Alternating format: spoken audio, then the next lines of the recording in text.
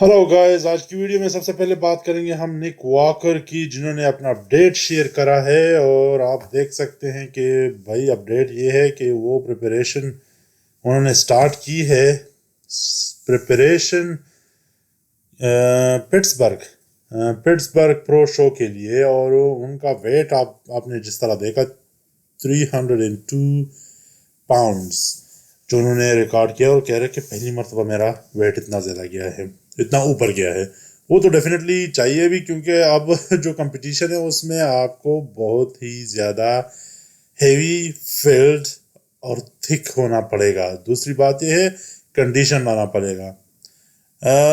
Heavy तो लग रहे हैं, देखिए इनके जो ये अपडेट्स है इसमें डेफिनेटली हेवी लग रहे हैं। स्पेशली इनके जो शोल्डर्स है और आर्म्स है वो बहुत हेवी नज़र आ रहे हैं। चेस्ट मुझे थोड़ी सी कम नज़र आ रही है, टू बी ऑनेस्ट में, अगर सच्ची बात बताऊं।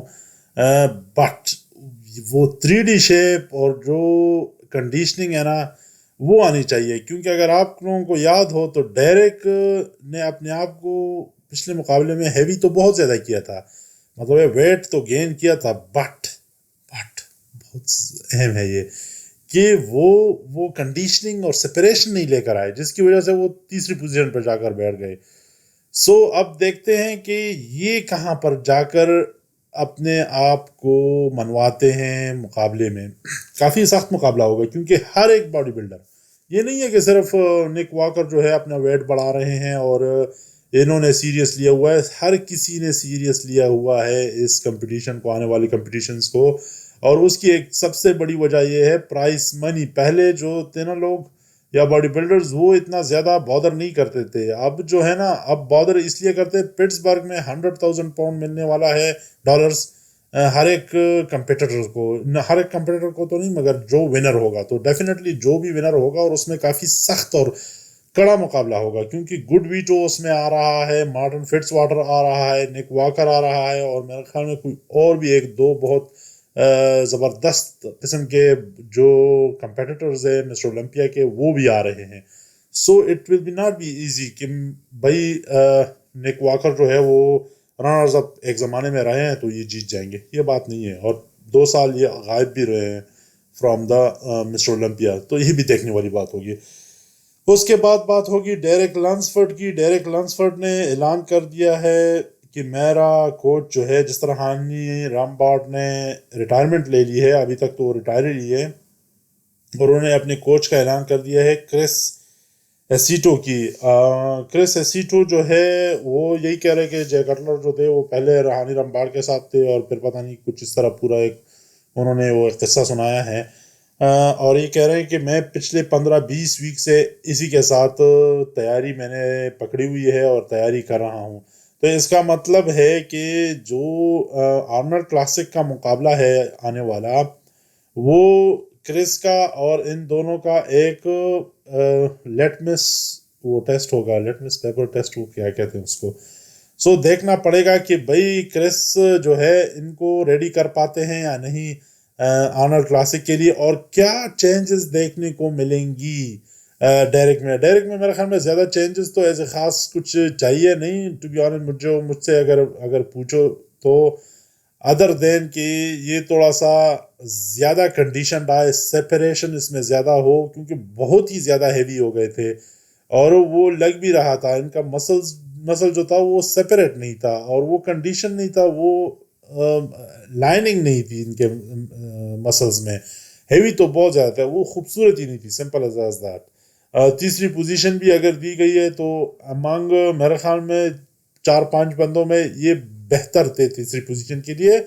और रनर्स वो क्या कहते हैं, डिफेंडिंग चैंपियन भी थी, तो इसलिए कुछ ज़्यादा इन पे रहम किया गया। वरना अगर मेरे ख्याल में थोड़े से सख्त होते तो इसको पीछे ही धकेल देते। बट एनी हाउ, ये तो मेरा मानना है। आप लोग क्या समझते हैं कि इन्होंने मिस्टर ओलंपिया में क्या गलतियां की थी? क्योंकि मुख्तलिफ लोग मुख्तलिफ बातें कर रहे हैं। कुछ कह रहे हैं कि नहीं भाई ज़्यादती हुई है, मगर मेरे ख्याल में ज़्यादती एक ही बंदे के साथ हुई है, वो है हादी चुफान के साथ, जो कि बहुत ही ज़्यादा कंडीशन आए हुए थे। आल दो कि मुझे लगता है कि उनको थोड़ा सा हैवी आ जाना चाहिए था। मसल वाइज कंडीशन तो उनके पास ऑलरेडी होता है, बट उसने इस दफ़ा वादा किया है कि भाई मैं आऊँगा और ज़्यादा हैवी और कंडीशन आऊँगा।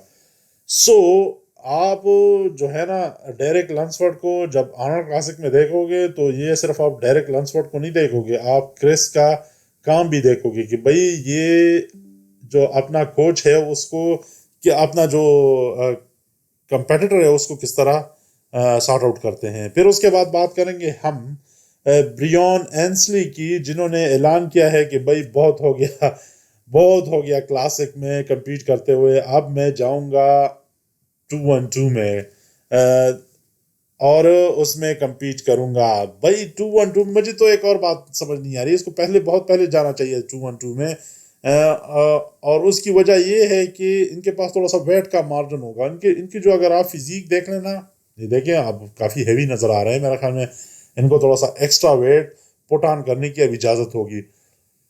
ان کی جو فزیک ہے اگر آپ دیکھیں، جو سٹرکچر ہے وہ پہلے سے ہی بہت ہی ہلکی نظر آ رہی تھی، ایون کلاسک کے لیے بھی. مجھے نہیں لگ رہا تھا کہ وہ، کیونکہ آپ دیکھتے تھے اور اسٹریٹ اوے آپ کو پتا لگتا تھا کہ یار یہ پارٹ تھوڑا سا فیلڈ نہیں ہے. دیکھیں اولمپیا کے اسٹیج پہ جب آپ کمپیٹ کرتے ہو لوگ آپ سے بہت زیادہ ایکسپیکٹ کرتے ہیں. آپ نے ان کی ایک تصویر بھی دیکھی ہوگی، اگر نک زیلا اور ان کی ایک وہ تھی، اور وہ یہ بالکل ہی امیچور ٹائپ باڈی بلڈر لگ رہے تھے. خیر وہ تو بہت زیادہ ہیوی ہے، بٹ میں ویسی ایک کمپیریزن بتا رہا ہوں نا. دوسری بات یہ کہ ان کی فزیک جو سٹرکچر ہے وہ کافی لمبا چوڑا اور زبردست قسم کا سٹرکچر ہے، اور کافی ایمٹی سپاٹس ہیں ان کے فزیک میں، وہ فل کر کے تبھی آپ خوبصورت دیکھ سکتے ہو. دیکھیں اگر کرس بمسٹرڈ اگر جیت رہا تھا تو انہوں نے بہت طریقے سے اپنے سٹرکچر کو فل کیا ہوا تھا اور جو خوبصورت لگتا تھا. ان کا بہت خالی خالی لگ رہا تھا.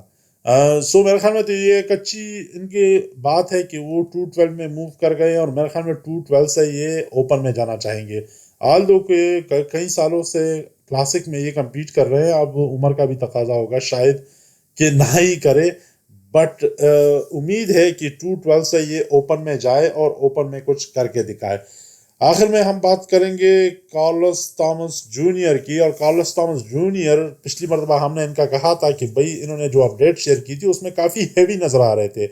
Heavy not in this sense muscles wise, heavy جو ان کا کنڈیشن تھا وہ اتنا زیادہ صاف نہیں تھا. وہ آپ دیکھیں اس میں بھی آپ چیک کر سکتے ہیں، مڈل سیکشن جو ہے وہ بالکل بھی نظر نہیں آ رہا ہے. آل دو کہ آرم اور شولڈرز کافی سیپریٹڈ ہے کافی حد تک، تائز بھی اتنے سپریشن نہیں ہے جتنی کی ہونی چاہیے، اور ان کے پاس ٹائم بہت کم ہے اور کافی سخت کمپیٹیٹرز ان کے مقابلے میں ہوں گے. تو مجھے ابھی یہ سمجھ نہیں آ رہی ہے کہ 8 ویکس میں یہ کتنی سپریشن لے کر آئیں گے.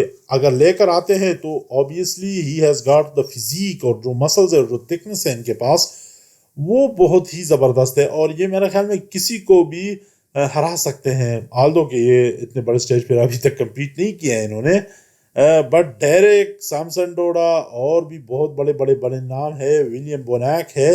سو ان کو اگر ہرانا ہے تو آپ نے ایکسٹرا کنڈیشن ڈانا ہے. سائز آپ کے پاس نیچرلی بہت ہی زبردست ہے، میں یہ کہوں گا سائز کی تو آپ کو فکر ہی نہیں کرنی چاہیے. آپ کو اب کنڈیشن پہ جانا چاہیے اور اپنے آپ کو ذرا صاف ستھرا، اور وہ جو ایک پیکج چاہیے نا، جو کمپلیٹ اور سیپریٹڈ پیکج، جو بندہ دیکھے تو ایک ایک مسل اس کو نظر آئے، وہ والا پیکج لے کر آنا چاہیے جس طرح کے ہادی چوپان لے کر آتا ہے موسٹ آف دا ٹائم. سو میرے خیال میں اگر اس پہ زیادہ یہ ورک آؤٹ شروع کر دے ابھی سے ہی، تو تب جا کر یہ میرے خیال میں کچھ اچھا اور کچھ کریم وہ نکال کے لے آئے گا. مجھے نہیں لگ رہا ہے پرسنلی، میں نہیں سمجھتا کہ یہ وہ والی کنڈیشن اور یا فزیک اچیو کر پائیں گے جو کہ میں یا کوئی بھی ایکسپیکٹ کر پائے گا ان سے، اور یا جو ٹاپ 5 کمپیٹیٹرز کا ہوتا ہے آن دس بگ اسٹیج. اب دیکھنا ہوگا، دیکھیں شاید میں غلط بھی ہوں، مگر بٹ میں تو جو اور باڈی بلڈرز کو جس طرح ہمارے ساتھ آپ نے دیکھا ہے ان کو دیکھ کر ہی میں بتا سکتا ہوں، کیونکہ وہ جتنے کنڈیشنڈ ہے اور جتنے ہیوی ہیں، سو ان کو ان تک پہنچنے کے لیے کافی زیادہ محنت کرنی پڑے گی. یہ الگ بات ہے کہ ان کی فزیک یا ان کا جو باڈی ہے وہ اس طرح ہے کہ وہ جلدی کنڈیشنڈ ہو جائے یا کچھ اس طرح کچھ میریکل ہو جائے. میں تو یہی کہہ سکتا ہوں، میرے پاس الفاظ نہیں ہے کہ میں بیان کر سکوں، بٹ ان کا جو اسٹرکچر ہے اور جو کہ مسل سائز ہے وہ بہت خوبصورت ہے، میں یہ کہہ سکتا ہوں، ساروں کو پسند آئے گا۔